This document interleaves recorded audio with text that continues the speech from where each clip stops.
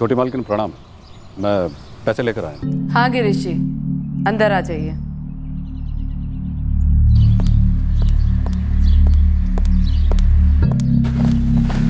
प्रणाम सरकार। प्रणाम। मालिक, वो पौधा लगा दिया है, एक बार देख लेते। देखना क्या है प्रशांत, तुमने लगाया है तो ठीक ही होंगे। फिर भी मालिक एक बार। परसों लौट के देखता हूँ। ठीक है प्रशांत। नमस्ते शिवानी जी। नमस्ते गिरीश। ईशा बेटा, देर हो रही है, जल्दी करो। हेलो, अब किसी को बताना नहीं, ये दादी माँ ने दिया है। सीक्रेट? हाँ बिल्कुल सीक्रेट, और जैसा मन करे नानी के यहाँ खर्च लेना। ईशा बेटा, देर हो रही है, जल्दी चलो करो। चलो, मम्मा बुला रही। प्रणाम बड़ी मालकिन। आओ गिरीश आओ। ओ छोटी मालकिन। हाँ हाँ।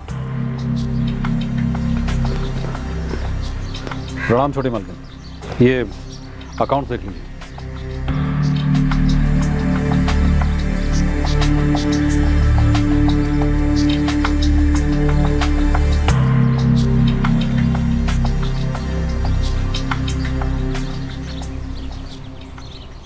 माँ, परसों तक लौट कर आते हैं। ठीक है बेटा, आराम से जाना। अच्छा, वो प्रशांत को बहुत तेज खांसी हो रही थी तो मैंने उसे कल की छुट्टी दे दी है। अच्छा किया, आराम करने दो उसे, और मैं और पद्मिनी संभाल लेंगे बगीचे का काम।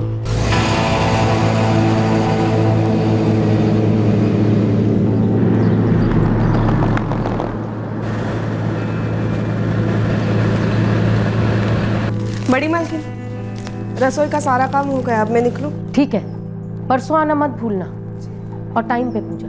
जी।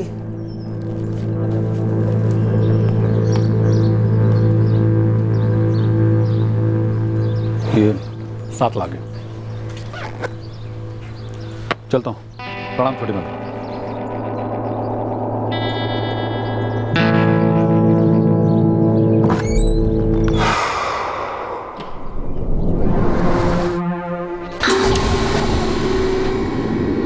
राम राम बड़ी मालकिन, चलता हूँ। गिरीश, मेरा हिसाब कब ला रहे हो? परसों, अभी थोड़ी एंट्रीज बाकी है। याद से। जी।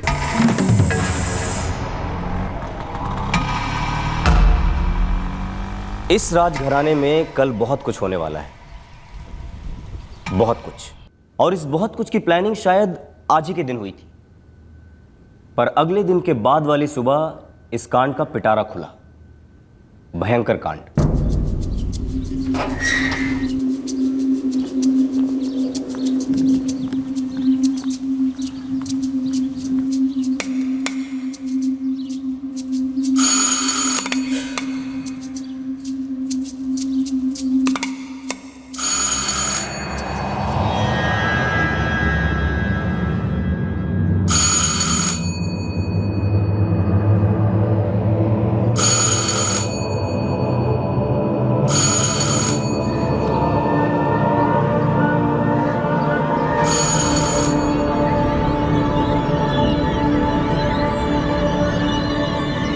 एक मिनट।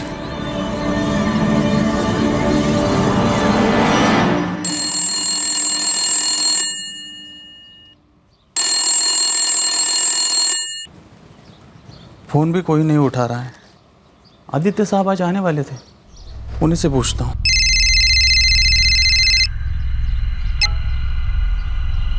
बोलो प्रशांत। मालिक, आप आ गए क्या? आ जाने वाला हूँ।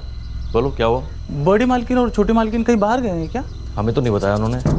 क्यों, क्या बात है? मालिक, मैं और पूजा पिछले 5 मिनट से घंटी बजा रहे हैं और कोई दरवाज़ा नहीं खोल रहा है, और लैंडलाइन पे भी फ़ोन किया था पर कोई उठा नहीं रहा है। माँ और दीदी दोनों का फोन नहीं लग रहा। सब ठीक तो होगा ना घर पे? माँ, पद्मिनी, माँ, माँ, पद्मिनी, माँ, बड़ी मालकिन, छोटी मालकिन, बड़ी मालकिन, माँ, बड़ी मालकिन, माँ,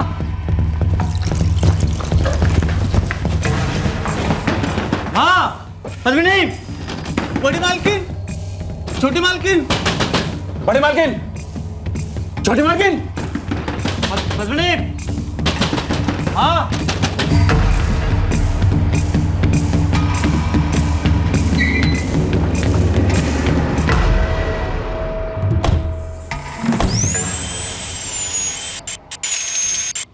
हम परसों मेरी वाइफ शिवानी के मायके गए थे परवानीगढ़। आज सुबह जैसे ही वापस लौटने की तैयारी कर रहे थे तो मुझे फ़ोन आ गया। किसका फ़ोन आ गया था आपको आदित्य जी? हमारे माली प्रशांत का। आपकी माताजी और बहन पद्मिनी कहीं जा सकती बाहर? जी बिल्कुल, जैसे बाकी लोगों का आना जाना होता है वैसे ही, लेकिन ऐसे बिना बोले कहीं चले जाएं ऐसा तो आज तक नहीं हुआ। नहीं साहब, रोज़ नहीं आती हूँ, एक दिन छोड़ के एक दिन आती हूँ। परसों आई थी और आज आई हूँ। तुम्हारा भी यही सिस्टम है, एक दिन छोड़कर एक दिन? जी नहीं साहब, मेरी रोज़ की ड्यूटी है, लेकिन परसों तबीयत खराब हो गई थी तो आदित्य साहब ने कहा कि कल छुट्टी ले लो। प्रशांत, खांसी रुक नहीं रही तुम्हारी? वो थोड़ा सा बुखार है मालिक। तो आज काम पर क्यों आए? उतनी भी बुरी हालत नहीं है मालिक, ठीक हो जाएगी। तो ये अपने आप ठीक होने वाली खांसी नहीं है। एक काम करो, डॉक्टर से मिलो, कल का दिन आराम करो और परसों काम पर आ जाना। वैसे भी हम आज और कल यहाँ पर नहीं हैं। और आप? जी मैं राजघराने के खेतों का हिसाब किताब देखता हूँ। परसों आया था छोटी मालकिन पद्मनी जी को खेतों का हिसाब किताब देने के लिए, और आज मुझे बड़ी मालकिन गायत्री जी को हिसाब देना था। आदित्य जी, इतनी बड़ी हवेली है आपके पास, लेकिन एक भी सिक्योरिटी गार्ड नहीं है, क्यों?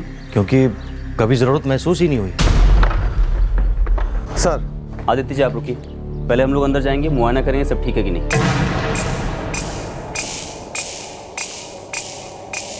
इंस्पेक्टर, माँ और पद्मिनी का रूम ऊपर है।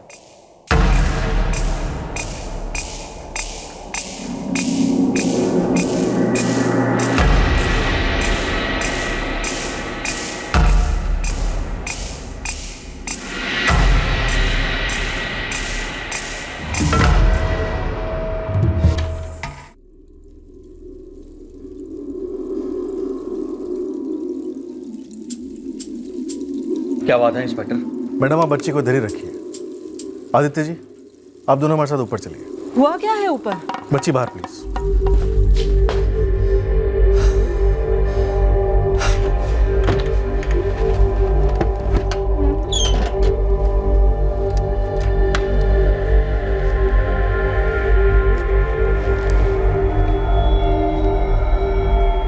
सर अजीब है, कबर्ड का दरवाजा खुला हुआ है लेकिन किसी ने कैश को हाथ भी नहीं लगाया, लाखों में है।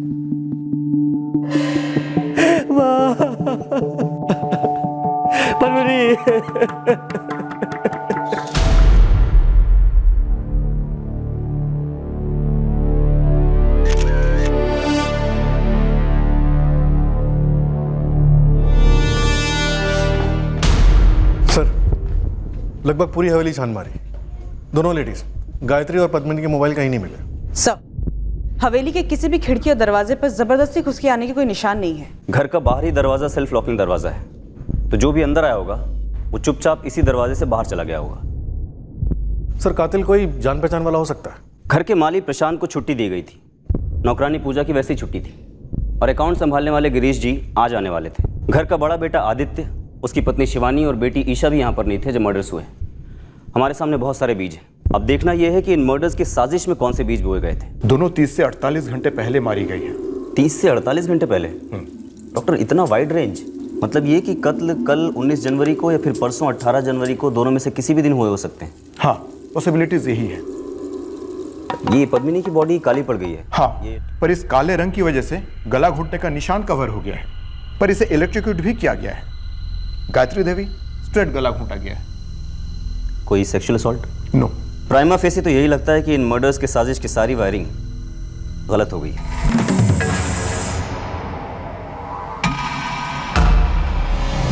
प्लान शायद ये था कि दोनों औरतों को इलेक्ट्रोक्यूट किया जाए ताकि देखने से लगे कि शॉक की वजह से एक्सीडेंटली दोनों मर गई। शायद। वैसे डबल मर्डर केस है इंस्पेक्टर, उस घर में पिछले 48 घंटे के अंदर कुछ तो बहुत ज्यादा गलत हुआ है। डॉक्टर गलत तो हुआ है, अब ये पिछले 48 घंटों में हुआ है या बहुत समय से होता चला आ रहा है, ये तो सिर्फ समय बताएगा।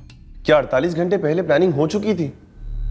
18 जनवरी को गायत्री देवी का बेटा आदित्य, उसकी वाइफ और बेटी 2 दिन के ट्रिप पर जाते हैं। स्टाफ भी वहां 2 दिन नहीं जाता, सीधे 20 को पहुंचते हैं। अजीब बातें कही हैं। सबसे अजीब बात यह है कि इतनी बड़ी हवेली में एक ही नौकरानी थी और वो भी ऑल्टरनेट डेज आया करती थी। और हवेली का माली भी 18 को ही बीमार पड़ता है और 19 को उसे छुट्टी दे दी जाती है, और 18 को या फिर 19 को इस हवेली में डबल मर्डर होता है। हमने हमारी इन्वेस्टिगेशन एक स्पष्ट संदेह के साथ शुरू की कि घर की दाल में ही कुछ काला था।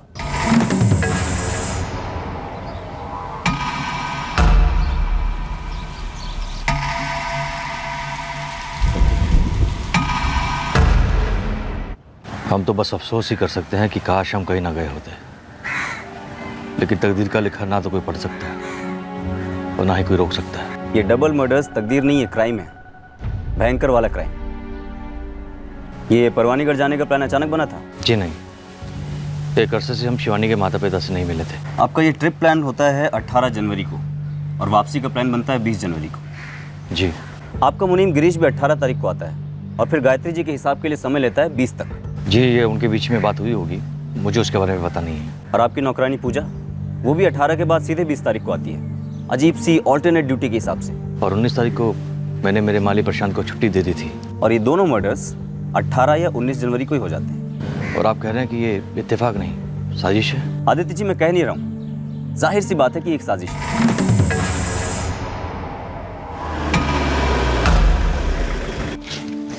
आप भी चलिए ना अंदर, मैं ज़्यादा टाइम नहीं लूँगी। अरे मैं कहाँ, तुम दो सलियों के भरत मिलाप में अपनी नाक अड़ाऊंगा यार।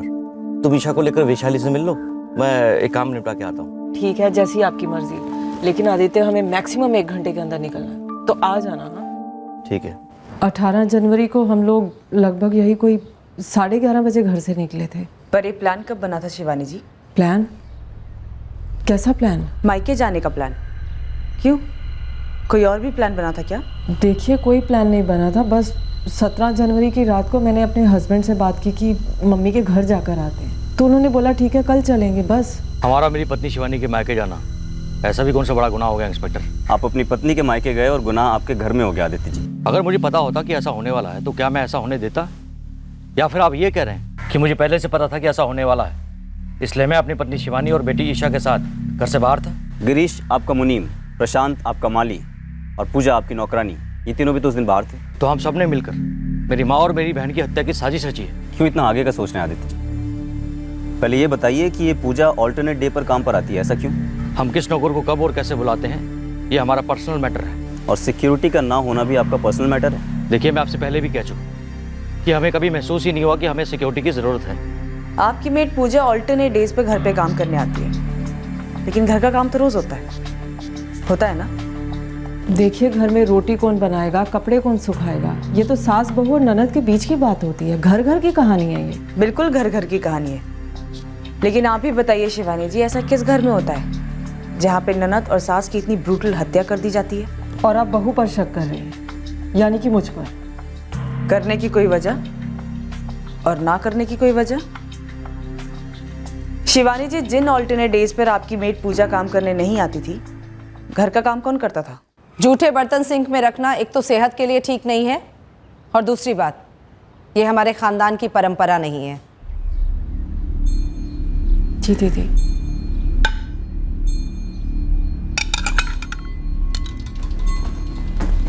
गायत्री देवी और पद्मनी जी के हिस्से में जो पुश्तैनी ज़मीनें हैं, मैं उसकी देखभाल और सारे अकाउंट संभालता हूँ। ज़मीनें बढ़ चुकी हैं माँ, बेटी और बेटे के बीच? ये तो बड़े मालिक की मर्जी थी, इसलिए मरने से पहले वसीयत में तीनों को अपने अपने हिस्से दे दिए थे। आप गायत्री देवी और पद्मनी का हिस्सा संभालते हैं, आदित्य का क्यों नहीं? क्योंकि वो अपनी ज़मीन का हिसाब किताब खुद ही संभालते हैं। अकेले? हवेली का मालिक प्रशांत कभी कभार उनकी मदद कर देता है, काफ़ी खास है उनका। हाँ, प्रशांत चंडेल को बुखार था तो वो दवाई लेने के लिए आया था 18 तारीख को। बाकी वो उस दिन काम पे गया था या नहीं, ये मैं कैसे बता सकता हूँ आपको? मैं यहाँ पिछले 10 साल से काम कर रहा हूँ साहब। प्रशांत, 10 साल काफ़ी होते हैं किसी को ठीक से जानने के लिए। राजघराना है साहब, लेकिन देखिए ना, इतने सीधे संस्कारी लोग, फिर क्या हो गया? बड़ी मालकिन और छोटी मालकिन को किसी ने मार डाला। कोई बचाने वाला भी तो नहीं था। ताज्जुब होता है कि इतनी बड़ी हवेली है लेकिन कोई सुरक्षा नहीं, एक भी सिक्योरिटी गार्ड नहीं। साहब, छोटा मुंह बड़ी बात, ये बात मेरे मन में भी कई बार उठी थी, लेकिन किस मुंह से मालिक से बात छेड़ता? मैं ठहरा नौकर आदमी। प्रशांत, हमें लगता है कि ये कत्ल घरेलू मामलों की वजह से हुआ है। क्या ऐसा कुछ है जो तुम जानते हो, जो हमें पता होना चाहिए लेकिन हम नहीं जानते?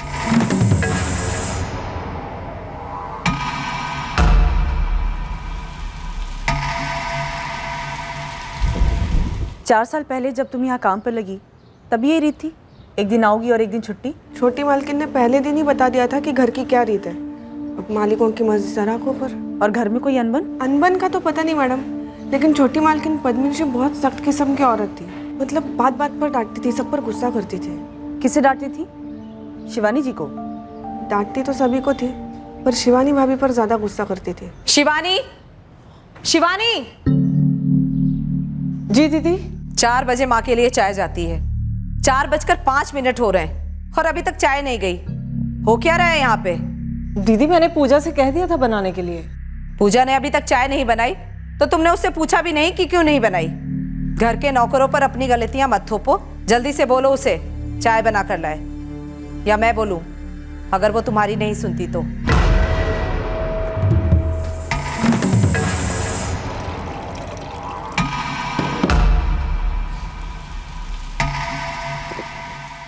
आप उस दिन 2 घंटों के लिए कहाँ गए थे?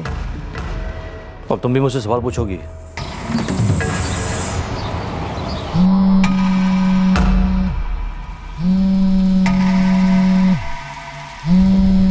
गिरीश जी, एक बात सच सच बताना, अब जो गायत्री देवी और पद्मिनी को रास्ते से हटाया गया है, तो ये पूरा पूरा रास्ता किसके लिए खुलता है? जाहिर सी बात है सब कुछ आदित्य जी को ही मिलेगा, क्योंकि परिवार में अब वही एक बचे हैं। तेरे चेहरे की हिचकिचाहट काफी कुछ कह रही है प्रशांत चंदेल। बेहतर होगा कि जो कुछ जानता है उगल दे।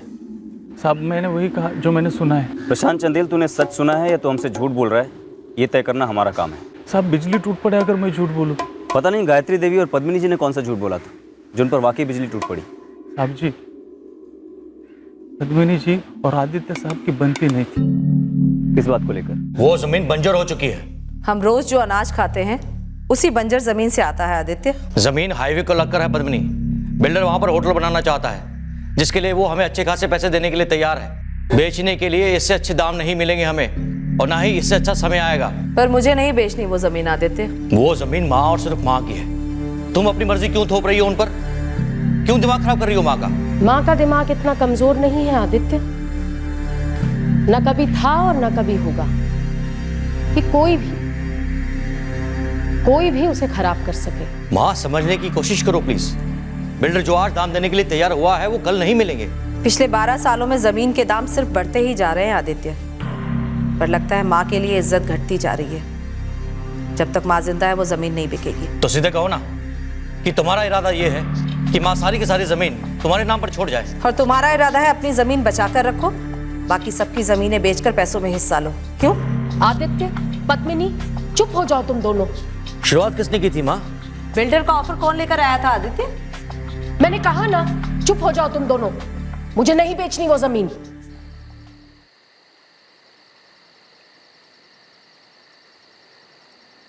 पद्मिनी दीदी जो कुछ भी कर रही है ना, बस हमारा हिस्सा मारने के लिए कर रही है। अच्छे से जानता हूँ। 1 नंबर की मौका प्रस्त। एक बात बोलूं आपसे? अब बोलने वाले तो हो, फिर पूछने का क्या मतलब है? बात ही कुछ ऐसी है, दीदी का गुस्सा ना सिर्फ मुझसे है, सिर्फ मुझसे। क्यों? क्यों क्या? शादी और बच्चे का सुख तकदीर में लिखवाया तो नहीं जाता ना। और माँ भी हमेशा उसी की तरफदारी करती है। भला कौन सी माँ चाहेगी? बेटी का घर नहीं बसा, गोद नहीं भरी, जाहिर सी बात है माँ जी का गुस्सा भी ना हम दोनों पर ही है। काश मैं इस डील की अहमियत माँ को समझा पाता। ये मौका वापस नहीं आएगा शिवानी। सो जाइए, जो हो नहीं सकता ना उसके बारे में सोचने का भी कोई फायदा नहीं।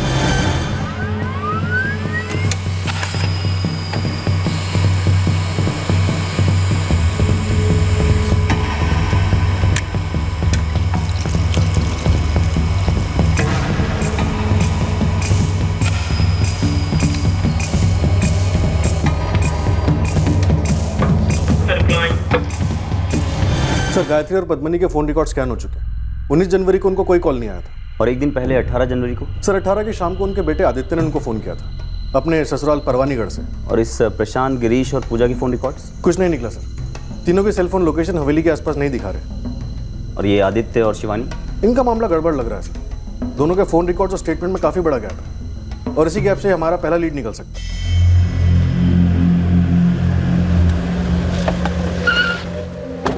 हाँ मंगेश, क्या बता रहे थे तुम इस हीटर के बारे में?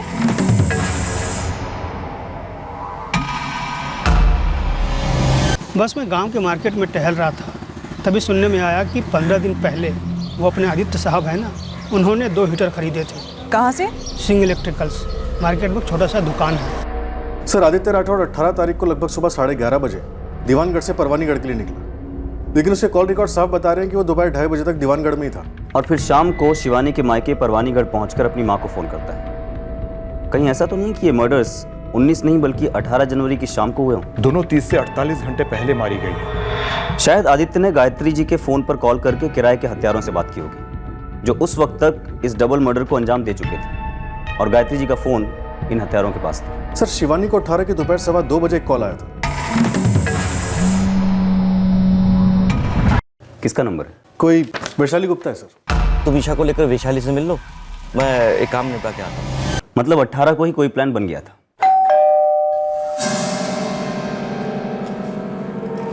शिवानी, ओए कैसी है? मैं अच्छी हूँ। और ईशा मैडम, क्या हालचाल? हाँ आओ। हाँ हाँ जी, शिवानी मेरी फ्रेंड है। वो और उसकी बेटी ईशा मुझसे मिलने आए थे 18 जनवरी को। और वो लोग आपके घर से कब निकले? करीब 2:30-3 बजे। इस पूरे दौरान आदित्य आपके घर नहीं आया? जी नहीं, वो किसी काम से गए हुए थे, लेकिन लगभग 2:30 बजे वो शिवानी और ईशा को पिक करने आए थे। अरे आंटी को बाय तो बोला नहीं। Bye Vaishali aunty. बाय मेरा लड्डू। और आप राठौड़ साहब, आप तो राजा साहब हो, हम आम लोगों के यहाँ तो कदम ही नहीं रखते ना। अरे ऐसा नहीं है, बस थोड़ा काम था, नेक्स्ट टाइम पक्का।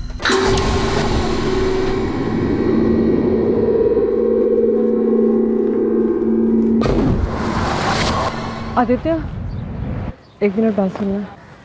हाँ बोलो शिवानी। पुलिस ने वैशाली को फोन किया था। क्यों? हमारे बारे में पूछ रहे थे। पूछने दो ना। आदित्य, तुम मुझे बताते क्यों नहीं कि उस दिन तुम 2 घंटे के लिए गए कहाँ थे? शिवानी, मैंने तुमसे कहा ना, मैं किसी काम में था जहाँ मुझे 2 घंटे लग गए थे। फिर एक ही सवाल तुम मुझसे बार बार क्यों पूछ रही हो?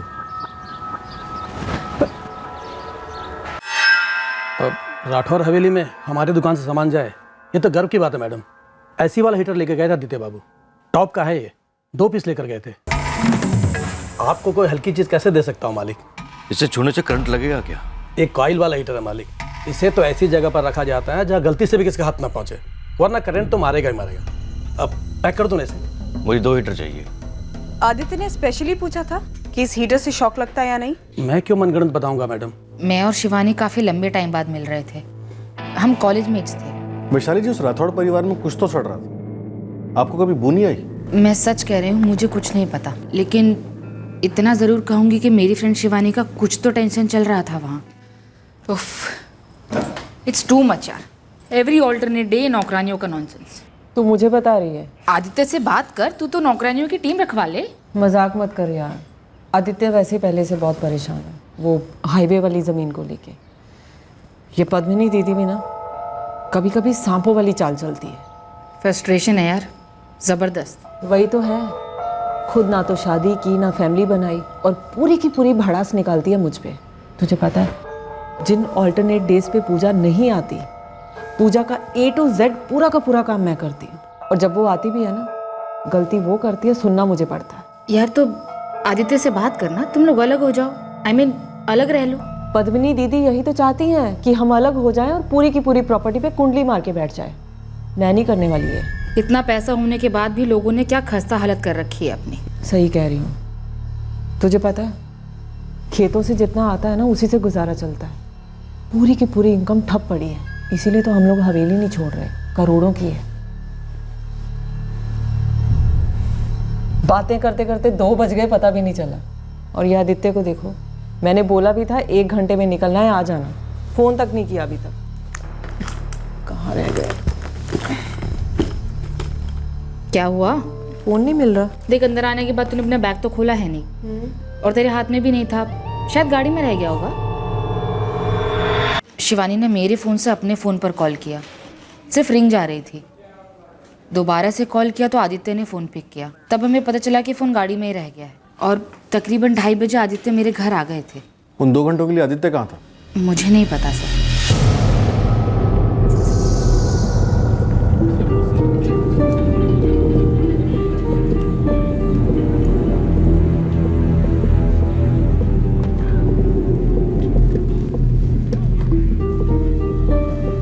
लेटेस्ट मॉडल किधर से मिला बे तुझे? तुमसे मतलब? आम खाओगे या पेड़ गिनोगे? लेटेस्ट मोबाइल है, लेटेस्ट दाम लगाओ।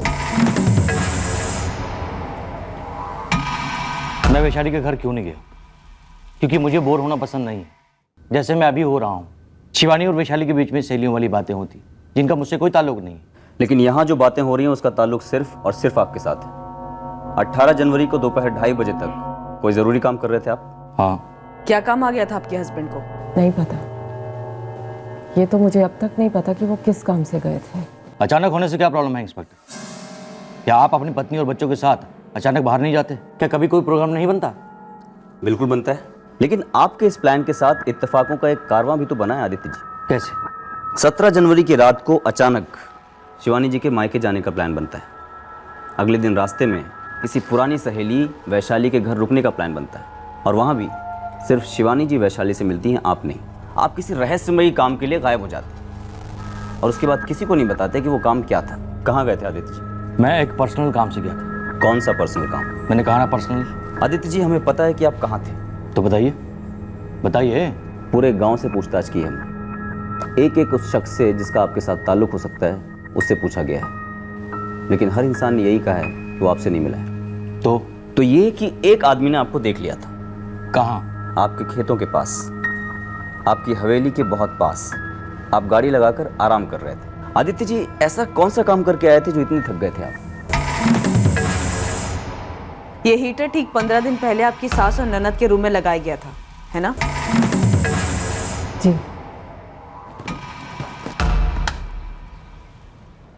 माँ, सर्दियों में ये हीटर कमरे को गर्म रखेगा। क्यों तकलीफ की बेटा? माँ आप बहुत बदल गई हो। क्या हुआ आदित्य? आप मुझसे ऐसे फॉर्मल पेश आती हो जैसे मैं आपका बेटा नहीं पराया हूँ। जब से मेरी शादी हुई है तब से। ऐसा कुछ नहीं है। इधर आओ, मेरे पास बैठो। माँ, मैं अजनबी नहीं हूँ, मैं बेटा हूँ आपका, दुश्मन नहीं हूँ। माँ, प्लान ये था आपका कि इन मर्डर्स को एक्सीडेंट का रंग दिया जाए या फिर शायद सुसाइड का।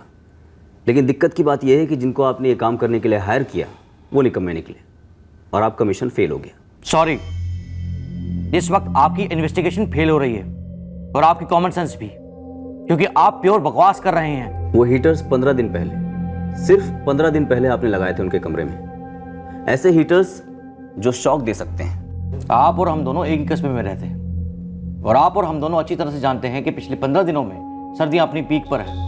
ठंड से बचने के लिए मैंने वो हीटर अपनी माँ और बहन के कमरे में लगाया था और एक हीटर अपने कमरे में भी। और आपने सिंह इलेक्ट्रिशियंस के मालिक शंकर सिंह से खास तौर पर पूछा था, डबल चेक किया था कि क्या हीटर के कॉइल को छूने से उससे शॉक लग सकता है। पूछा था, बिल्कुल पूछा था, ताकि ये बात मैं अपनी माँ और बहन को बता सकूं कि हीटर का स्विच ऑन करके कमरे से बाहर ना जाए, क्योंकि उस कमरे में मेरी छोटी बेटी ईशा आती जाती रहती है। अगर गलती से भी ईशा ने उस कॉइल को छू लिया तो कुछ भी गलत हो सकता है। लेकिन आप है कि बात को पता नहीं कहां से कहां ले गए।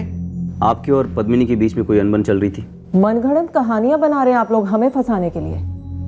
माना कि आदित्य की पद्मिनी दीदी के साथ और यहाँ तक कि कभी कभी माँ जी के साथ भी अनबन रहती थी, लेकिन वो किसी का कत्ल करने या करवाने वाले आदमी नहीं है।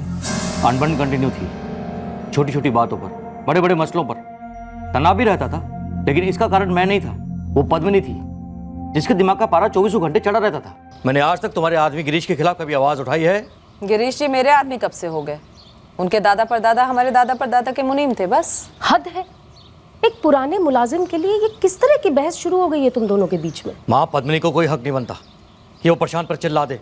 माँ, मुझे कोई ये बताएगा कि प्रशांत इस हवेली के अंदर कदम रखता कैसे है? उसे ये इजाजत दी किसने?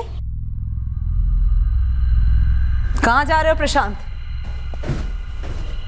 छोटे मालकिन वो पिछवाड़े जा रहा था बगीचे के कुछ औजार लेने। जब आदित्य नहीं है तो तुम घर के अंदर आए कैसे?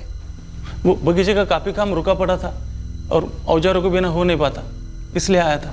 तुम क्यों आते हो? सबको सब कुछ पता है। चलो निकलो यहाँ से और आइंदा से इस घर में कदम मत रखना। बागबान हो, बगीचे तक ही रहो, समझे? पिछले 10 सालों से प्रशांत इस घर में काम कर रहा है, लेकिन तुम्हें क्यों खटकता है? क्योंकि उसे मैं लेकर आया हूं, वो मेरा वफादार है। बिल्कुल नहीं, मुझे सिर्फ इस बात की तकलीफ है कि उसने हमारे घर पर चोरी की है और वो दोबारा चोरी नहीं करेगा, इस बात की क्या गारंटी है? पत्नी थोड़ी सनकी थी और शक्की भी। एक सेकंड में किसी पे भी इल्जाम लगा देती कि इसने चोरी की, इसने मुझे बुरी नजर से देखा, ये ऐसा है वो वैसा है।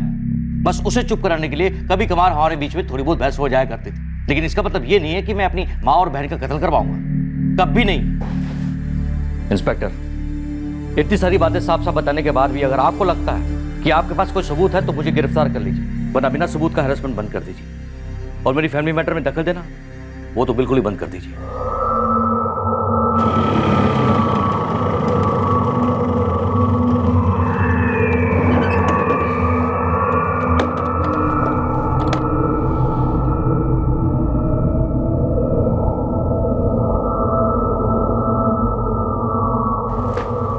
राम राम छोटे मालिक, अंदर आ सकता हूँ? आओ गिरीश, आगे से पूछा मत करो, ऐसे ही आ जा करो।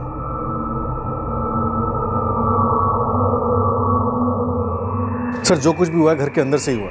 पूरा फायदा आदित्य को हो रहा है, लेकिन हमारे पास उसके खिलाफ रत्ती भर का सबूत नहीं है। बचा स्टाफ, माली प्रशांत, मेड पूजा और मुनीम गिरीश, इन सबके बैकग्राउंड चेक किए, क्लियर है। रिश्तों में दीवारें थी, इन दीवारों में सीलन भी पड़ गई थी।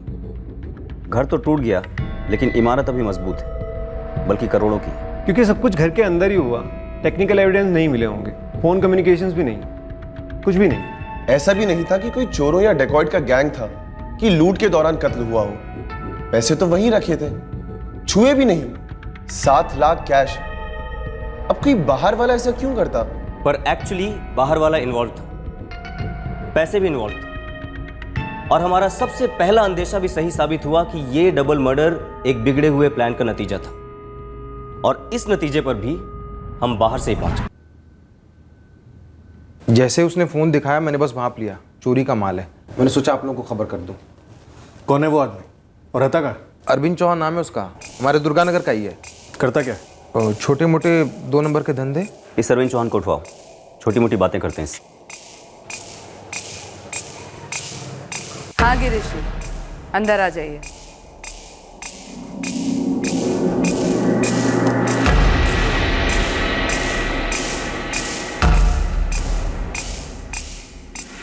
ये फोन तो पद्मिनी का है, आपको कहाँ से मिला? किसी ने बेचा इसे, खरीदने वाले ने आकर ईमानदारी से रिपोर्ट करा दिया।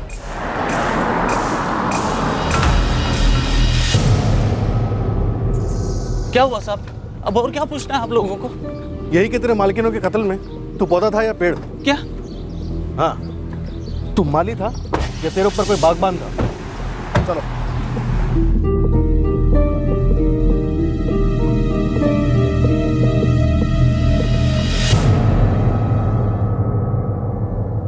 क्राइम हिस्ट्री में डिप्लोमा है अरविंद का, चोरिया मारपीट सब। और अब 2 कत्ल करके सीधे पीएचडी कर ली। नहीं साहब नहीं, मैं तो बस पैसों की लालच में वहाँ गया था, तो हुआ अब क्या बताऊँ साहब। सब कुछ बताएगा तू अरविंद, तेरी पीएचडी का वाइवा एग्जाम है आज। बताया तो मालिक, वो हवेली का माली प्रशांत चंदेल, उसने जो कहा मैंने वो किया साहब। और ये प्रशांत चंदेल, ये किसकी सुन रहा था? कौन था इसके ऊपर? कोई नहीं था साहब, बस उसके अंदर बदले की आग थी। उन्होंने 4 साल पहले उसे जेल भिजवाया था। ये प्रशांत चंदेल की चोरी का केस तो हमारे ही थाने का है। मैडम हम में से कोई भी तब इस थाने में नहीं था। पीएसआई साहब 1.5 साल पहले आए, आप 1 साल पहले, बड़े साहब को आए हुए 6 महीने हो गए, और मुझे खुद 2 साल हो गए, और ये केस तो 4 साल पुराना है मैडम। आदित्य, मेरा बैग यही था हॉल में, और उसमें से पूरे 50,000 गायब हैं, और तुम्हारे इस प्रशांत के अलावा और कोई नहीं आया यहाँ। हमने पैसा नहीं लिया है मालिक, बैग को छुआ तक नहीं, बस पिछवाड़े से सामान लेकर चुपचाप निकल गए। तो या तो हम झूठ बोल रहे हैं या पैसों के पर निकल आए। पिछले 6 सालों से काम कर रहा है यहाँ प्रशांत, और आज तक अपने ही हाथों से लगाए हुए पौधे का एक फूल तक अपने घर नहीं लेके गई है। और पता नहीं क्या क्या चुरा कर ले गया होगा इन 6 सालों में इस हवेली से। नहीं छोटी मालकिन, ऐसा मत कहिए, मैं कितने सालों से ईमानदारी से काम करता आया हूँ यहाँ पर, और सिर्फ साहब का ही नहीं, आपका भी तो काम करता हूँ ना। तो एक आखिरी काम और कर लो प्रशांत, चुराए हुए 50,000 वापस कर दो, और आइंदा से इस हवेली में कदम मत रखना। पद्मिनी, इस हवेली के सारे फैसले सिर्फ तुम नहीं कर सकती। ये पुलिस केस है आदित्य, अब फैसला अदालत करेगी, और साबित पुलिस। रुको पद्मिनी, पुलिस को बुलाने की क्या जरूरत है? मां रोको से। हेलो, दीवान बाग पुलिस स्टेशन, मैं राठौर हवेली से बोल रही हूँ, पद्मिनी राठौर।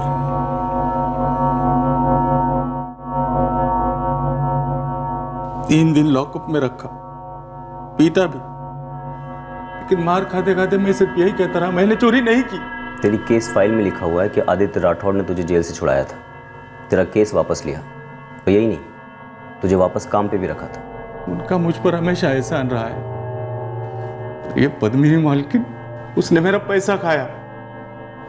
उसके लिए मैंने पूरे 6 महीने काम किया। जब गिरीश जी बीमार पड़े थे, पूरे 30,000 रुपए बनते थे। उस पर चोरी का इल्जाम लगाकर मेरे पैसे नहीं दिए उसने।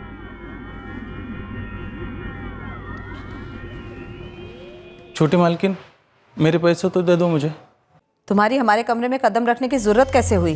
छोटी मालकिन, आप पहले हमें खूब बेइज्जत कर चुकी है, लेकिन हमारी मेहनत की कमाई तो ना छीनो। वो 50,000 वो भी हमारी मेहनत की कमाई थे जो चुराए हैं तुमने। मैं चोर नहीं हूँ छोटी मालकिन। फिर पुलिस ने तुम्हें गिरफ्तार क्यों किया?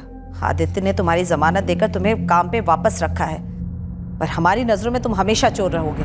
बहुत जलील किया था मुझे उसने, बिना चोरी किए अपराधी बना दिया था। फिर सोचा इस बार सच में चोरी करूंगा।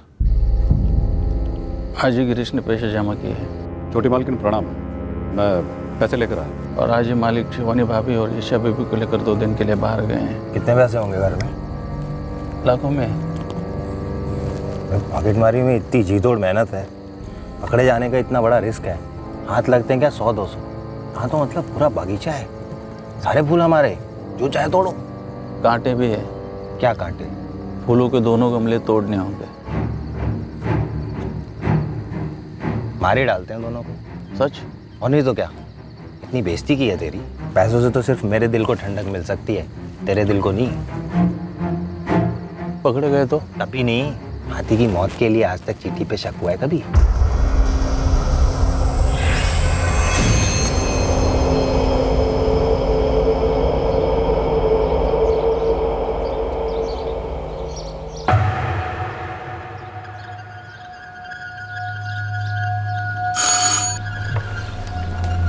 सामान लेना है। कितनी बार बोला तुम्हें, आदित्य घर पे ना हुआ करे तो अंदर मत आया करो।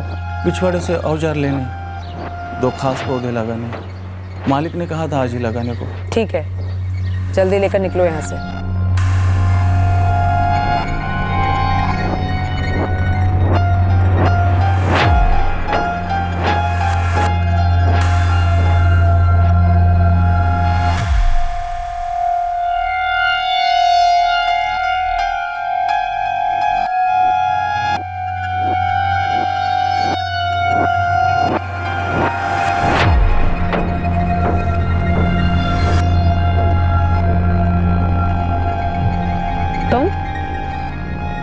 ये कौन है तुम्हारे साथ?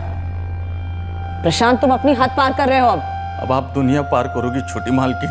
मतलब? जुर्म की दुनिया में कोई नर्सरी का भी स्टूडेंट होगा ना, तो वो भी यही बोलेगा, तुम्हारा प्लान परफेक्ट नहीं था, बल्कि परफेक्ट का उल्टा था, एकदम कच्चा। तुम दोनों को सिर्फ गलत फहमी थी कि तुम कभी पकड़े नहीं जाओगे, खासकर तुझे प्रशांत चंदेल। 4 साल से दम घुट रहा था। जब भी हवेली से कोई चीज गुम हो जाती, मुझ पर बरस पड़ती थी, पुलिस की धमकी देती थी। मैंने हमेशा तुझ पर भरोसा किया, इसलिए 4 साल पहले मैंने तुझे पुलिस से छुड़वाया था। पर मुझ पर लगा दाग तो नहीं छूटा ना मालिक। और वही झूठा इल्जाम तो मुझ पर लगाने चला था, पुलिस को गुमराह करके, कि मैंने अपनी माँ और बहन का कत्ल करवाया है। कहाँ गई तेरी वफादारी? गलती हो गई मालिक। लेकिन प्रशांत, तुझे मरते दम तक इस बात का अफसोस रहेगा कि तूने अपने ही हाथों से अपना बागान उजाड़ दिया, अपने जीते जी अपनी बीवी को विधवा और बच्चे को अनाथ बना दिया। इसे गलती नहीं कहते प्रशांत।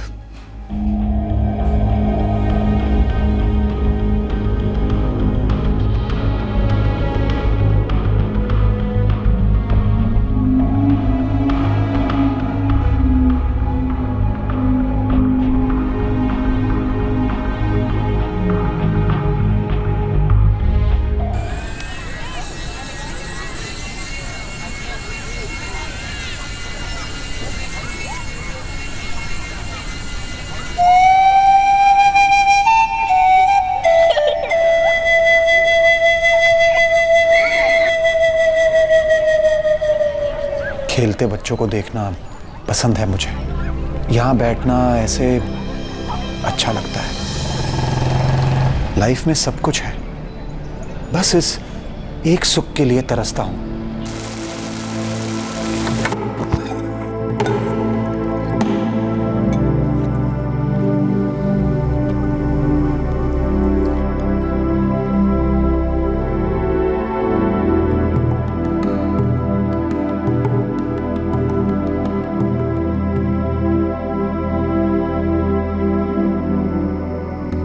मिस करता हूं उन्हें बहुत। अजी डिनर तो कब का रेडी है, लेकिन ये इंजन ड्राइवर राहुल साहब ट्रेन रोकने को ही तैयार नहीं है। आपने खा लिया? बस चल रहा है, क्या बनाया है? वही यूजुअल नूडल्स। कितनी बार कहा है आपसे, अगर खुद बनाने का मन नहीं करता तो कोई टिफिन सर्विस कर लो या बावर्ची तो रख लो। ये रोज रोज का नूडल्स वगैरह ठीक नहीं है। ये रोज रोज का अकेलापन उससे भी ज्यादा ठीक नहीं है निशा। विनय, हम फिर उसी बात पर अटक रहे हैं। आप जानते तो हैं मुझे पटना रास नहीं आता। आप रांची ट्रांसफर ले लो ना। बैंक जॉब से ट्रांसफर मिलना नूडल्स थोड़ी ना है कि 2 मिनट में हो जाए। तुम जानती हो हमें हमारी मर्जी से ट्रांसफर नहीं मिलता। आप भी तो जानते हैं अब पहले जैसा तो है नहीं कि हम दोनों ही थे, 2 बैग्स बांधी और हर पोस्टिंग्स पर साथ साथ जाते। सुनो, कल पार्क में बैठा था, बच्चों को खेलते देख रहा था। नए टाइप का टॉय हेलीकॉप्टर आया है, रिमोट वाला। अपना राहुल देखेगा तो बिल्कुल क्रेजी हो जाएगा। उसके लिए खरीद देना। ओके? हर महीने कोई ना कोई कीमती खिलौना खरीद के रख देते हो आप। बिगाड़ के रख दोगे इससे, मैं कह देती हूँ। नहीं बाबा, ये बस मेरी खुशी के लिए, ले देना। ओके? अच्छी बात है।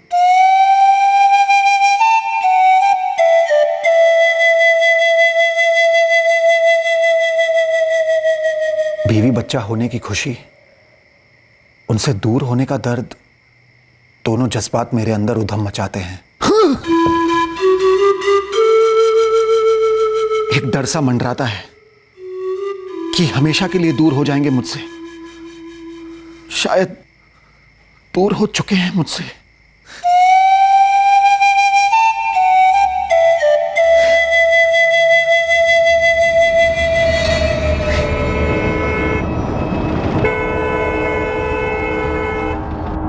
सर मैं कल भी गया था उनके घर पर। डोरबेल बजाई, दरवाजा खटखटाया और आवाज भी लगाई, कोई रिस्पॉन्स नहीं मिला। और पड़ोसी? सभी से पूछा, किसी को नहीं पता निशा भाभी और राहुल कहाँ हैं। नहीं जी, मुझे तो कुछ कहा नहीं निशा ने कि कहीं बाहर जा रही हैं। कल सुबह तक तो मैं इन दोनों को देखा था। मैं 15 मिनट से कोशिश कर रहा हूँ, कोई रिस्पॉन्स ही नहीं है अंदर से। फोन किया आपने? फोन तो कल से स्विच ऑफ है, तभी तो उनके पति विनय ने मुझे यहाँ भेजा पता करने के लिए। अभिषेक, निशा का फोन पिछले 2 दिनों से स्विच ऑफ आ रहा है। परसों से ट्राई कर रहा हूं मैं। विनय, मैं अभी भी तुम्हारे घर के बाहर ही खड़ा हूँ, अंदर से कोई रिस्पॉन्स ही नहीं है। भाभी कहीं अपने मायके या फिर तुम्हारे पेरेंट्स के घर तो नहीं गई? नहीं, वो दोनों जगह नहीं गई है, मैंने चेक किया है। और अगर जाती भी तो मुझे इन्फॉर्म करके जाती ना। और अपना फोन क्यों बंद रखती वो? तो फिर पुलिस? और सीधे सीधे मैं आपके पास चला आया सर। और ये विनय पांडे कहाँ, पटना में रहते हैं? 1 साल से पटना में ही है, ब्रांच मैनेजर है। इसके पहले उनकी पोस्टिंग यही रांची में थी। निशा भाभी और राहुल यहीं रहते हैं और विनय अकेले पटना में रहते हैं।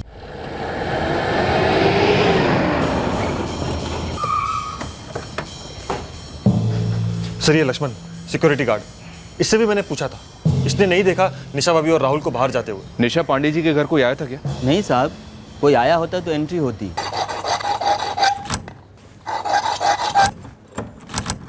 विनय, पुलिस ने भी बेल बजाई, कोई रिस्पांस नहीं है। अब पुलिस दरवाजा खुलवा रही है। अभिषेक, मैं अभी के अभी पटना से निकल रहा हूं, मुझे बहुत डर लग रहा है।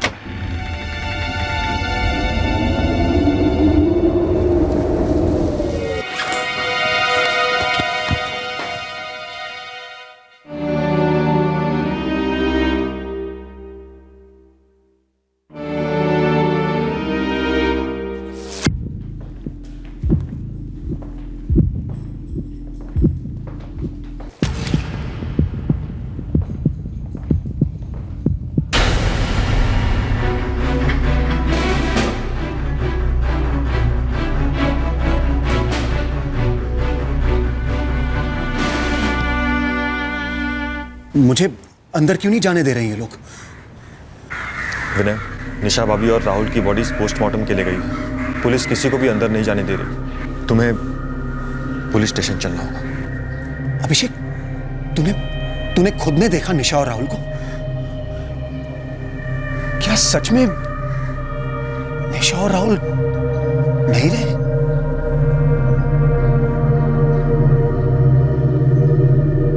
निशा का पति विनय 3 फरवरी की शाम से उसको फोन ट्राई कर रहा था, स्विच ऑफ था। 3 फरवरी की लेट सुबह मारे गए होंगे, 11 से 12 के बीच। विनय जी को बॉडी आइडेंटिफाई करनी होगी, प्रोसीजर है।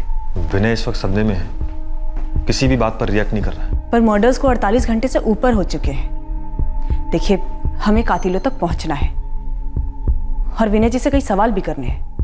लेकिन विनय तो 1 साल से पटना में रह रहा है। जब ये हुआ वो तो पटना में था। घर में किसी भी तरह के फोर्स एंट्री के निशान नहीं है। 2 ग्लासेस मिले हैं क्राइम सीन पर। मतलब जाहिर है कि जो कोई भी था या थे वो जान पहचान के थे।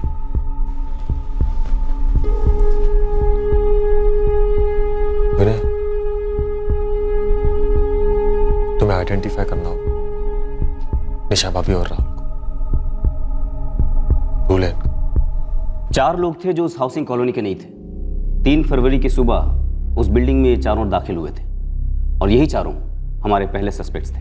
घर में जबरदस्ती घुसने की कोई निशानियां नहीं थी। अंदर टेबल पर 2 ग्लासेस मिले तो शायद इन चारों में से 2 निशा पांडे की जान पहचान के थे। एक और चौंकाने वाली बात थी सर क्राइम सीन की कि निशा पांडे का मोबाइल फोन और उसके बदन के सारे जेवर जो के त्यों थे। क्या घर से कुछ और चोरी हुआ था? हमने विनय पांडे के साथ मिलकर पूरे घर को स्कैन किया, लेकिन ऐसा कुछ भी मिसिंग सामने नहीं आया। तो एक बात तो साफ थी कि इस डबल मर्डर के पीछे कोई भी माली कारण बिल्कुल नहीं था। एक और बात, बिल्डिंग की सीसीटीवी फुटेज में हमें 2 लोग ऐसे नजर आए जिन्हें कोई पहचान नहीं पाया।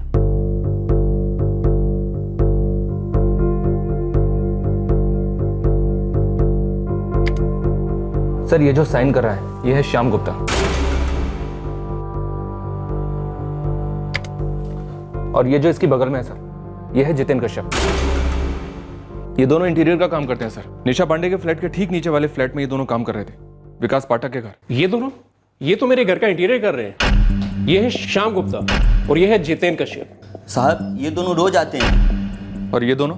नहीं सर, इन दोनों को तो मैं नहीं जानता हूँ। साहब मुझे लगा ये दोनों इन दोनों के साथ आए हैं। मतलब तुम इन दोनों को नहीं जानते? मैंने उनसे पूछा नहीं साहब। सर बिल्डिंग के हर फ्लैट में जाकर दोनों के सीसीटीवी ग्रैब्स दिखाए, लेकिन किसी को भी नहीं पता कि ये दोनों कौन थे। बिल्डिंग में अगर दाखिल हुए हैं तो बाहर भी जरूर निकले होंगे। राइट सर, तकरीबन 11:30 बजे। एक मिनट, देखो इन दोनों की शर्ट्स चेंज हुई हैं। बिल्डिंग के अंदर दाखिल होते वक्त ये वाली शर्ट्स नहीं थी, कोई दूसरी शर्ट थी अभी भी, लेकिन इनका हुलिया मजदूरों जैसे ही है। हाथ में वैसे ही झोला भी है। सिक्योरिटी गार्ड लक्ष्मण की नजर से मिस हो गया सर। नहीं तो साहब, हम तो नहीं जानते तक नहीं। ये दोनों हमारे साथ तो नहीं थे। हमने पहले इन्हें कभी नहीं देखा साहब। अच्छी तरह से देखो इन्हें, ये दोनों तुम्हारे पेशे के लगते हैं। शहर में पहले कभी नहीं देखा? नहीं साहब। बिल्डिंग के किसी भी दूसरे फ्लैट में लोग गए नहीं, बस निशा पांडे के घर गए होंगे। कोई फोर्स एंट्री एग्जिट नहीं। घर के अंदर टेबल पर पानी के 2 ग्लास। ये पकड़कर चला जा सकता है कि ये दोनों सिर्फ और सिर्फ निशा पांडे के फ्लैट में ही गए थे और मर्डर के मकसद से ही गए थे।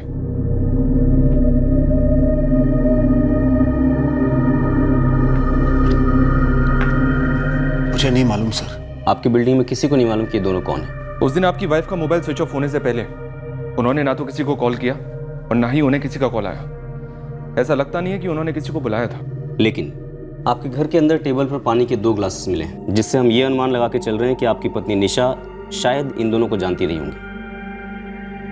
इन्होंने आपके घर के अंदर अपनी शर्ट्स भी बदली थी। हो सकता है खून के धब्बे लग गए हों शर्ट पर। ये लोग कौन है सर? और मेरे ही बीवी और बच्चे को क्यों? शायद किसी ने पुरानी दुश्मनी निकाली हो। दुश्मनी एक औरत और एक मासूम बच्चे से, वो भी ऐसे? अभी 2 तारीख को ही तो बात हुई थी। जी, आप कह रहे थे 2 तारीख को बात हुई थी, फिर सब ठीक ठाक था।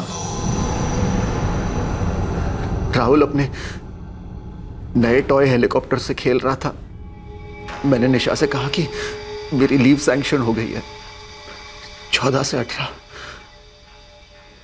घर आ रहा हूं मैं। घर। विनय पांडे को हमारे बैंक में पूरे 15 साल हुए हैं। पिछले साल को ही पटना सिटी के एक ब्रांच के मैनेजर बनाए। प्रमोशन और ट्रांसफर साथ में। निशा जी और राहुल साथ में यहीं रांची में रहे? विनय यहाँ रांची की पोस्टिंग पर 3 साल पहले आया था, तब राहुल छोटा था। निशा को रांची भाग गई तो उन्होंने बच्चे का स्कूल सब यहीं करने का सोच लिया। विनय आता था महीने में पटना से। और रांची से पहले? मैडम, हमारे बैंक में असिस्टेंट मैनेजर लेवल के बाद हर 2 साल में प्रमोशन और ट्रांसफर साथ साथ ही होते हैं। विनय काफ़ी तरक्की कर रहा है, उसके ट्रांसफर भी कई जगह हुए, बोकारो, धनबाद और भुवनेश्वर भी 2011 से 2012, जब राहुल पैदा हुआ था। राहुल भुवनेश्वर में पैदा हुआ था, लेकिन निशा जी और विनय जी ये तो बोकारो के रहने वाले हैं ना, तो निशा जी बोकारो अपने मायके क्यों नहीं गई डिलीवरी के लिए? क्यों नहीं गई ये मैं कैसे बता सकता हूँ, आप विनय से ही पूछ लीजिए। देखो साहब, आप ना इस सीसीटीवी की पहले के दिनों की फुटेज भी निकलवाओ। ये बंदे मजदूर लगते हैं, हो सकता है पहले भी कभी आए हों। अबे ओ सोमेश, अब क्या तू हमें हमारा काम सिखाएगा? पिछले 3 महीने के सारी फुटेज चेक किए, उसमें नहीं थे ये दोनों। तो कोई नहीं साहब, मैं घुमाता हूँ ये फोटो अपने खबरों के मजदूरों में।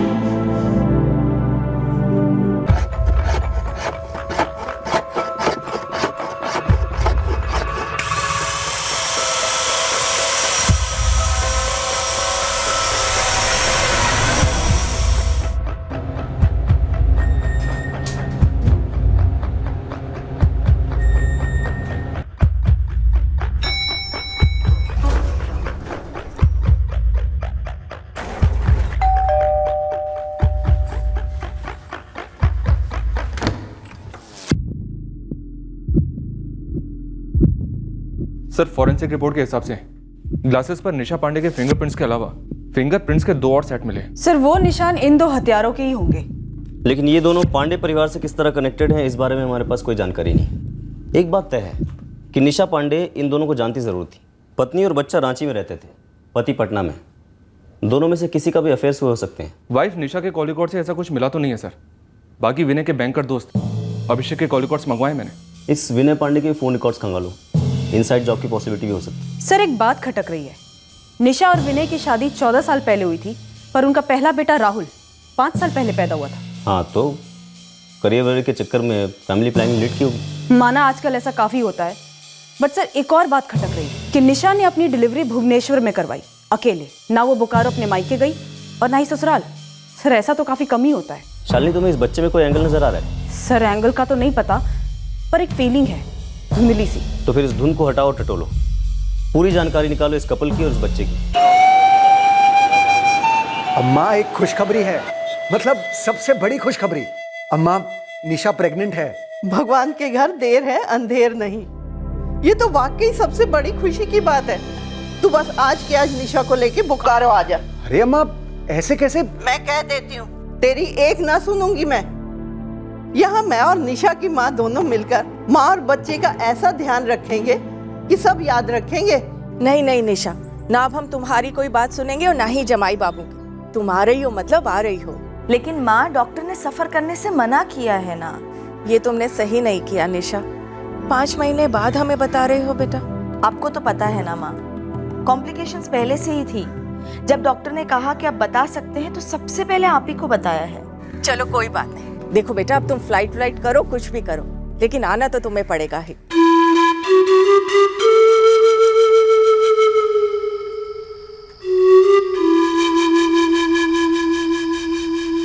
तो आप भुवनेश्वर गई गंगा जी?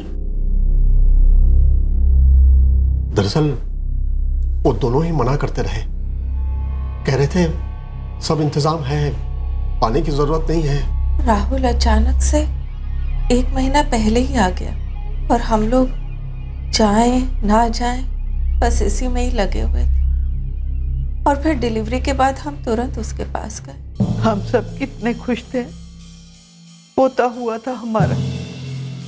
पूरे 9 साल क्या क्या नहीं सहा, क्या क्या नहीं किया उन्होंने। कितने डॉक्टर्स, कितनी दवाइयाँ, कितनी दुआएं, मन्नतें, व्रत, उपवास। जब हम भुवनेश्वर गए थे ना, कितनी खुशी थी मेरे बेटे और बहू के चेहरे पर। और अब ये। सर, विनय के उस बैंकर दोस्त अभिषेक के कॉल रिकॉर्ड्स तो क्लीन निकले। उन दोनों हथियारों की फोटो दिखाए उसे? यस सर, मैंने दिखाया। सर उसका भी यही कहना है कि वो उन दोनों को नहीं पहचानता है। अगर हर कोई यही कह रहा है कि वो नहीं पहचानते हैं, इसका मतलब ये है कि कोई है जो झूठ बोल रहा है। सर सच कहूँ तो झूठ और झोल, ये दोनों मुझे इस बच्चे की डिलीवरी को लेकर ही लग रहा है। सर देखिए, 9 साल पहले फर्टिलिटी ट्रीटमेंट्स, टेस्ट शुरू हुए, काफी फ्रस्ट्रेशन हो गया होगा, और उसके बाद निशा प्रेग्नेंट हुई। सब पूरे 5 महीने तक निशा ने ये बात किसी को नहीं बताई। सर ऐसा कैसे पॉसिबल हो सकता है? और ऊपर से डिलीवरी के टाइम ना वो अपने मायके बोकारो गई और ना ही वहां से किसी को उसने आने दिया और ना ही ससुराल वालों को। सर वो ऐसा क्यों करेगी? जैसा कि आजकल काफ़ी होता है, गर्भ किसी और औरत ने धारण किया होगा, सरोगेसी, और ये लोग इस बात को पर्सनल रखना चाहते होंगे, उन्हें दुनिया को नहीं बताना था। यस सर, बट कम से कम पेरेंट्स, माँ तो दुनिया नहीं होती ना सर, इसीलिए डाउट जा रहा है। सर मैं कोई आलोचना नहीं करना चाहता, लेकिन मुझे जो सच दिख रहा है मैं वही कहना चाहता हूँ। यही ना कि राहुल इन दोनों का बच्चा नहीं लगता। Right sir. ये बात मैंने भी नोटिस की थी जब मैंने राहुल और उसकी माँ को पोस्टमार्टम रूम में देखा था। सर मुझे लगता है ये सारा मामला कहीं ना कहीं इस बच्चे से जुड़ा हुआ है। डीप जाते हैं और पता करते हैं कि वाकई में इस एंगल में कोई सच्चाई है या नहीं। 5 साल पहले ये पांडे जोड़ा भुवनेश्वर में कहाँ रहता था, क्या हुआ था? मैडम थोड़ा नहीं, काफ़ी कुछ गड़बड़ है यहाँ पर। सब कुछ बताओ शांता। मैडम यहाँ की जय जगन्नाथ कॉलोनी में रहते थे ये विनय और निशा पांडे।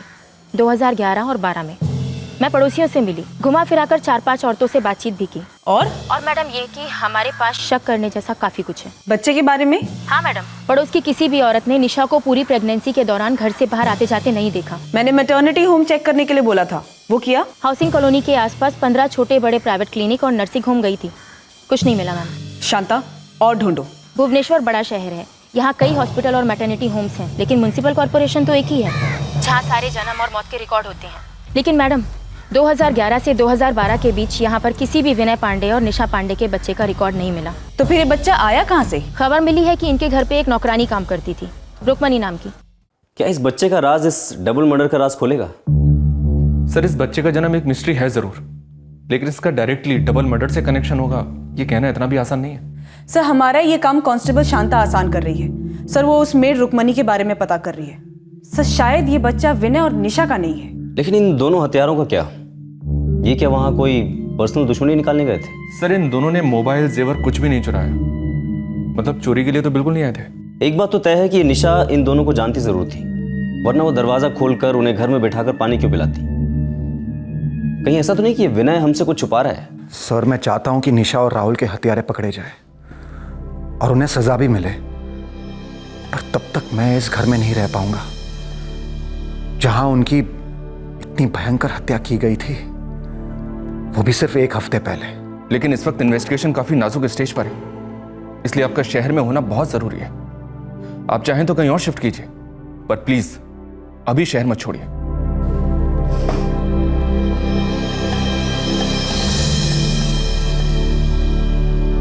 पुलिस कह रही है उन दोनों के लिए दरवाजा खोला गया, उनको पानी दिया गया, उन्होंने पिया और फिर मार डाला हमारी बहू को और राहुल को।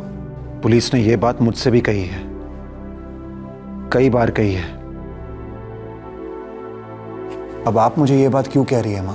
पर निशा उन दोनों को कैसे जानती थी? मुझे क्या मालूम, मैं तो 1 साल से पटना में हूं। मजदूर लगते हैं दोनों, किसी काम से बुलाया होगा पहले कभी, फिर उस दिन भी दोबारा शायद किसी काम से ही बुलाया होगा, और क्या।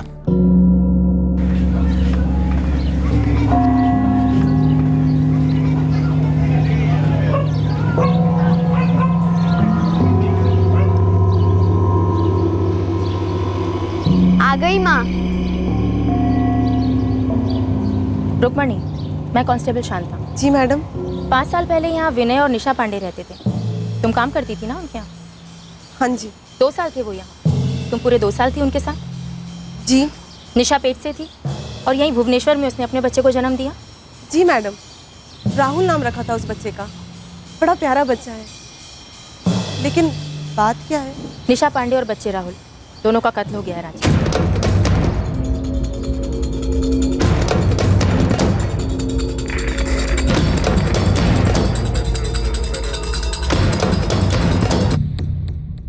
देखो रुक्मणी, जो जो जानती हो सब बता दो।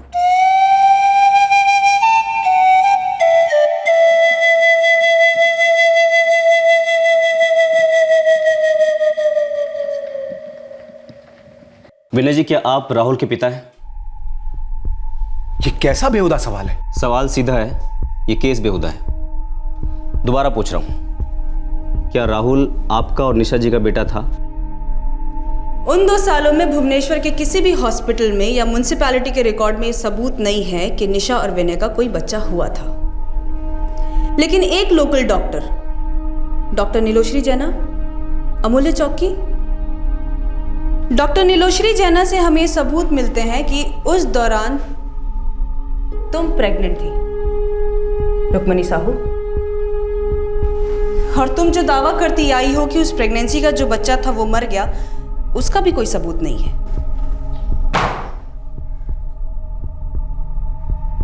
वो बच्चा मरा हुआ पैदा हुआ था मैडम। तो डेथ सर्टिफिकेट होना चाहिए ना, जो नहीं है। और तुमने हमसे झूठ बोला कि निशा प्रेग्नेंट थी, बल्कि तुमने हमें ये नहीं बताया कि तुम प्रेग्नेंट थी। देखो रुक्मणी, हमें पूरा शक है कि निशा का राहुल दरअसल तुम्हारा बच्चा है। और अब जब निशा और राहुल दोनों का मर्डर हो चुका है और तुमने हमें सच नहीं बताया ना, तो हम ये मान कर चलेंगे कि निशा और राहुल के कत्ल में तुम्हारा भी हाथ हो सकता है। तो सोच लो।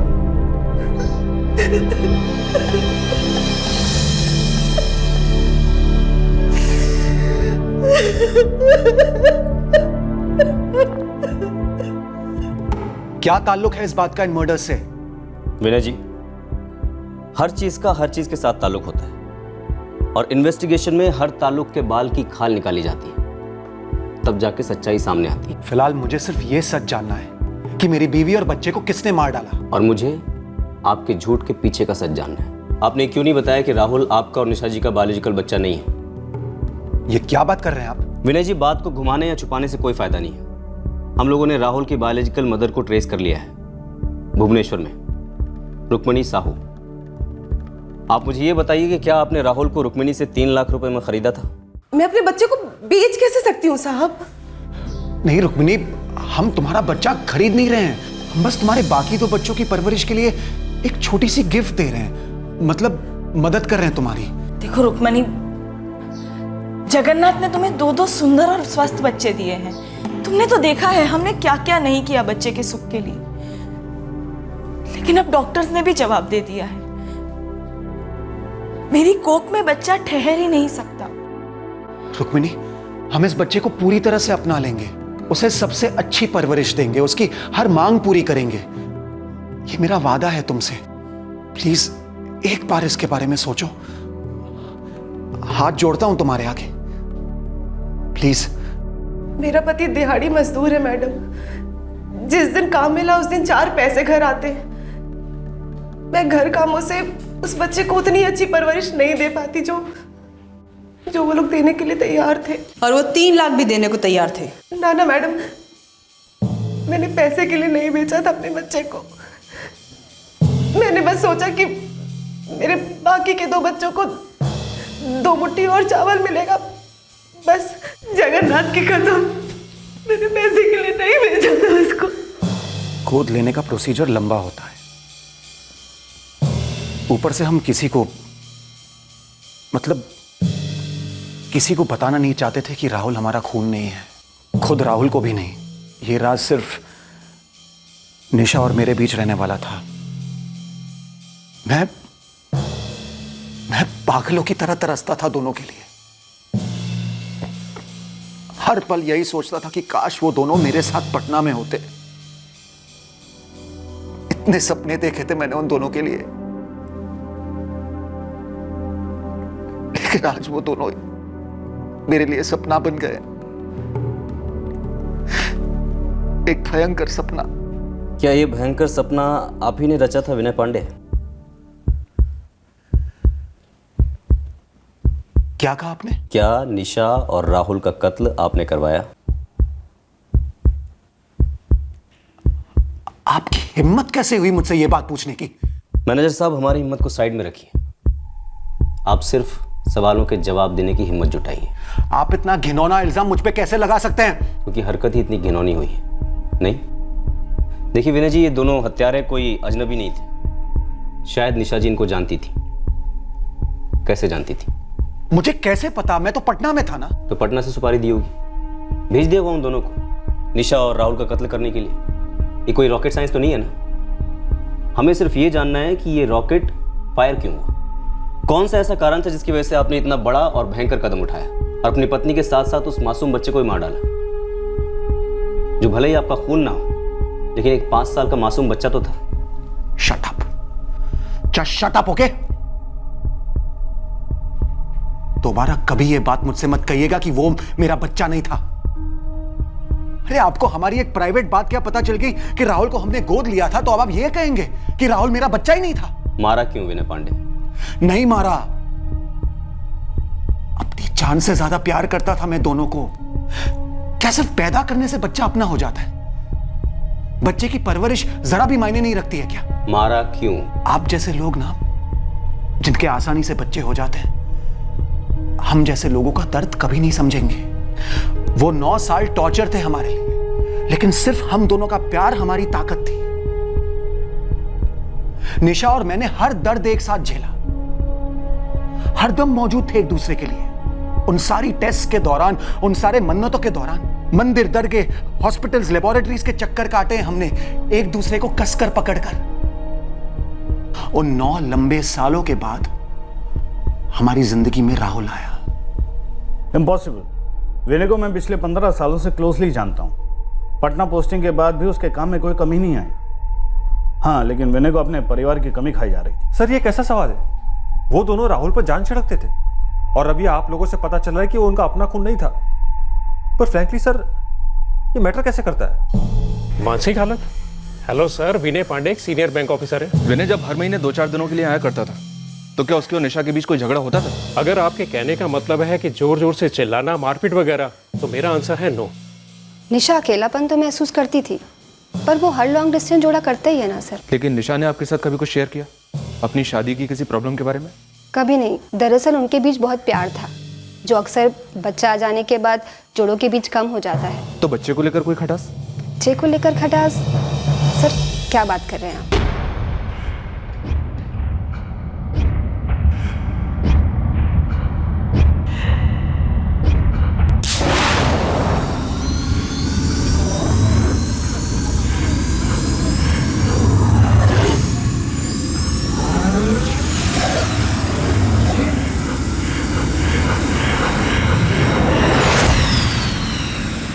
सर, इन दोनों पर अभी तक खबरियों से कोई भी इनपुट नहीं आया है।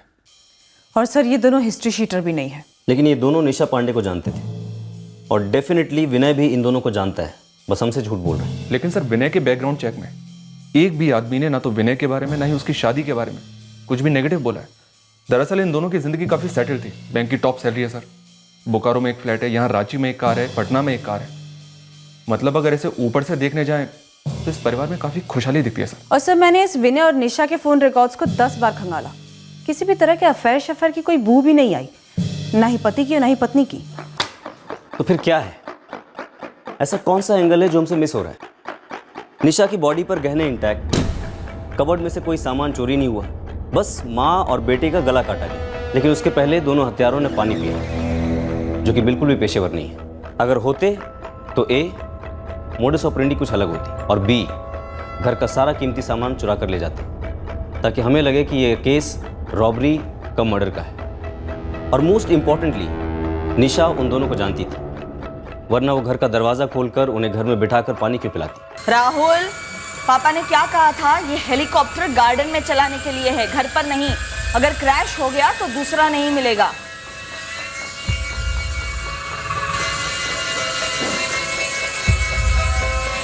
बेटा राहुल, बंद करो ना, मम्मी बात नहीं कर पा रही है। मम्मी बस लास्ट राउंड।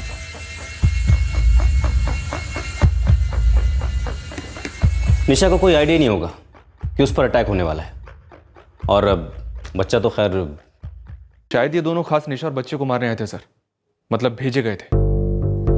सर, मैंने भुवनेश्वर में राहुल की बायोलॉजिकल मदर रुक्मणी और उसके हस्बैंड, इन दोनों का बैकग्राउंड चेक कराया। सर, सीधे साधे लोग हैं, 2 वक्त का खाना भी बड़ी मुश्किल से मिलता है। तो सर, खुद के पैदा किए बच्चे को मरवाने के लिए किसी पेशेवर हत्यारे को कैसे हायर करेंगे, और क्यों? लेकिन पता नहीं क्यों मेरे शक की सुई इस विनय पांडे पर जाके अटक गई है। लेकिन सर, उसके खिलाफ तो हमारे पास एक सुई जितना भी सुराग नहीं है। वही तो, बंदा सीनियर बैंक मैनेजर है, तगड़ा दिमाग है। बहुत ही कैलकुलेटेड तरीके से इस विनय पांडे ने सारे सुराग और सबूत कवर अप किए हैं। बस ये पता चल जाए कि क्यों मार डाला इसने अपनी बीवी और बच्चे को, मुझे इस बात का पूरा यकीन है कि हमारा मुजरिम विनय पांडे ही है।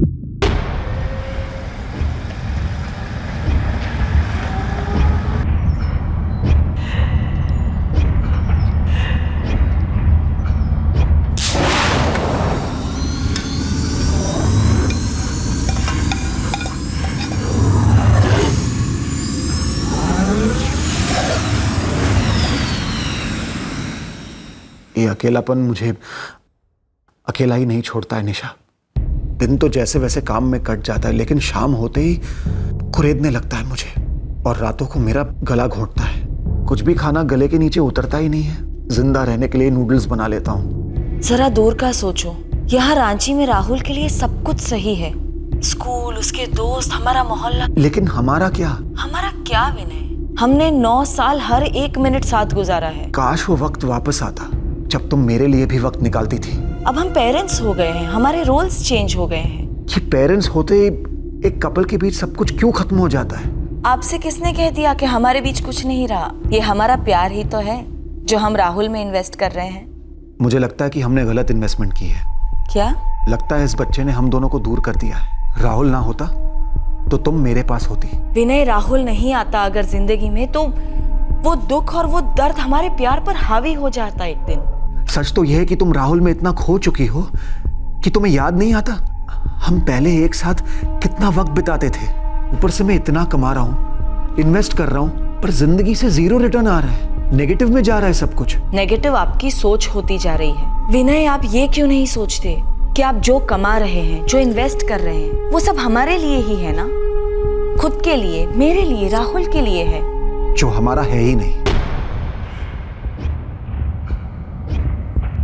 हेलो विनय, आपको ऐसा नहीं कहना चाहिए था। क्यों?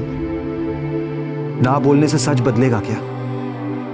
ना बोलने से मेरा अकेलापन, मेरा दर्द कम होगा क्या? विनय, हम जो सोचते हैं वही कहते हैं, जो कहते हैं वही करते हैं, और जो करते हैं वो हम हो जाते हैं। और इस वक्त मुझे आपकी सोच में स्वार्थ नजर आ रहा है।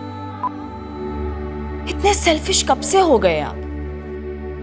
विनय प्लीज, आप इस तरह मुझ पर प्रेशर मत डाला कीजिए।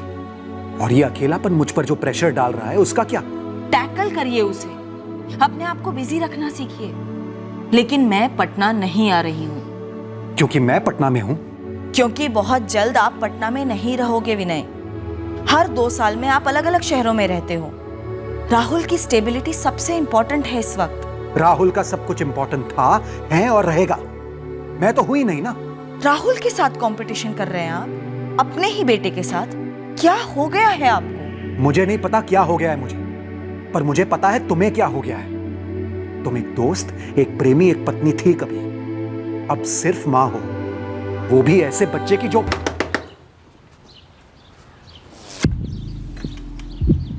प्रणाम साहब। ये क्या बात कर रहे हैं साहब? खुद का बीवी और बच्चे को। सब ठीक तो है ना साहब? क्या ठीक है क्या नहीं ये जानना तुम्हारा काम नहीं है। 4 लाख दे रहा हूं, मेरा काम हो जाना चाहिए। कहाँ करना है साहब? कब करना है? रांची, एड्रेस दे रहा हूं। लेकिन तुम दोनों मुझे एक बार भी फोन नहीं करोगे, ना ही मैं तुम्हें फोन करूंगा। ये रहे आधे पैसे, बाकी काम हो जाने के बाद यहीं पे तैयार रखूंगा। जीवन, सुरेश, दोनों यहाँ पर अचानक? मैडम, वो रांची आए थे किसी काम से, तो विनय बाबू से पता चला कि आप और बबुआ यहीं रहने आए हैं, तो हम सोचे आपसे मिल आते हैं। कोई फर्नीचर का काम वाम हो तो बता दीजिए। फर्नीचर का तो अभी कोई काम है नहीं, पर इतनी दूर से आए हो, चाय नाश्ता करके जाना। आ जाओ, अंदर आ जाओ। जीवन और सुरेश, सर आप इन 2 हथियारों तक कैसे पहुंच पाए? हम लोगों ने इस केस में कुछ किया नहीं। एक्चुअली देखा जाए तो हमारा केस स्टेटस ज्यों का त्यों था। कोई लीड नहीं, कोई एविडेंस नहीं। एविडेंस कुछ चलकर हमारे सामने आया इस डबल मर्डर के ठीक 3 हफ्ते बाद। सर, 4 डंडों में सब कुछ उगल दिया उस जीवन ने। उसने मर्डर किया अपने जीजा सुरेश का। चल बता, क्यों मारा अपने जीजा सुरेश को तूने? जीजा है तो क्या हुआ? कुछ भी करेगा। चीटिंग कर रहा था हमारे साथ, हमारा पैसा नहीं दे रहा था साहिब। कितने पैसों की लड़ाई थी? जो कीमत तूने उसकी जान लेके वसूली? बहुत सारा पैसा था। कितना? 1 क्या 1 लाख? तूने अपने जीजा को 1 लाख उधार दिया था। देखो जीवन, दिमाग ना चाटो, हम कह रहे हैं तुम्हारा हिस्सा मिलेगा। साहब ने पूरा पैसा दिया था तुम्हारे हाथ में, तुम हमको दिए हो 1, बाकी का हिस्सा चाहिए अभी का अभी। अभी का अभी लगा रखा है। हम बोले हैं ना कि हम 1 रखा हूँ, बाकी का 2 कहीं लगाया है। जब आएगा तो मिल जाएगा तुम्हारा 1। तो जहाँ लगाया हो वहाँ के ब्याज में से दोगे आधा हिस्सा? नहीं दोगे। जीजा तुम 4 क्लास पढ़े हो तो हम भी 2 क्लास पढ़े हैं, बुड़बक नहीं है हम। बतिया तो बुड़बक की तरह ही रहे हो। जब हम बोल रहे हैं मिल जाएगा पैसा तो फिर काहे कुत्ते की तरह भौंक रहे हो? 3 हफ्ता हो गया है, अभी सिर्फ भौं कर रहे हैं, नहीं तो काट लेंगे। ये धमकी बमकी है ना किसी और को देना, भरोसा नहीं है हम पर। रत्ती भर भी नहीं है। तो फिर बैठो चुपचाप। हमको मालूम था वो हमारा पैसा नहीं देगा, चालाकी करेगा हमारे साथ। ऐसा गुस्सा आया कि रात में हथौड़ा उठाए और माथा पर दिए बस। ऐसा कौन सा फर्नीचर बनाया तूने जो किसी साहब ने तेरे को 4 लाख मजदूरी दी? बोल बोल। पीयूष नगर थाना बोकारो से सब इंस्पेक्टर उदय ठाकुर बोल रहा हूँ सर। हाँ उदय बोलो। सर आपका एक डबल मर्डर केस है, निशा पांडे और उसका बेटा राहुल पांडे। हाँ वो डेड एंड पर है, अभी कोई लीड नहीं मिली हमें। तुम्हें कोई लीड मिली? सर आपको लीड नहीं, कातिल दे रहे हैं। कौन है? सर ये बोकारो के 2 मिस्त्री हैं, जीवन प्रसाद और उसका जीजा सुरेश झा। इन्हें 4 लाख की सुपारी दी थी निशा के हस्बैंड विनय पांडे ने। मतलब हमारा शक सही निकला।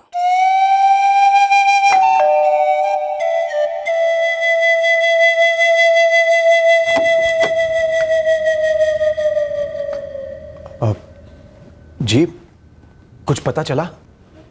बिल्कुल पता चला विनय जी, लेकिन दोनों में से सिर्फ एक पकड़ा गया है। जीवन प्रसाद ने सुरेश झा का मर्डर कर दिया 4 लाख के बंटवारे के लिए।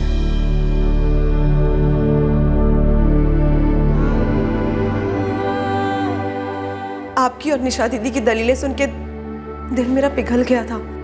कलेजे पे पत्थर रख के मैंने अपना बच्चा आपको दिया था। आपने क्या किया? आपकी सोने की थाली से बेहतर तो मेरे हाथ के 2 निवाले होते। बच्चा मेरा जिंदा तो होता।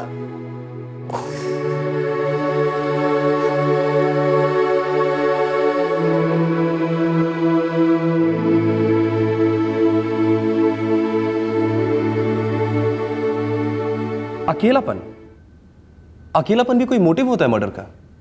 उसे लगा कि गोद लिया हुआ बच्चा उसके और उसकी पत्नी के बीच आ रहा है। आर यू श्योर कोई और कारण नहीं था? इस विनय पांडे का कोई अफेयर, कोई दूसरी औरत? नो, कोई अफेयर नहीं था, कोई दूसरा कारण नहीं था। कत्ल प्लान करते वक्त तो ये आदमी डिप्रेशन और अकेलेपन का शिकार था, लेकिन पकड़े जाने के बाद उसे अपने किए पर पछतावा था।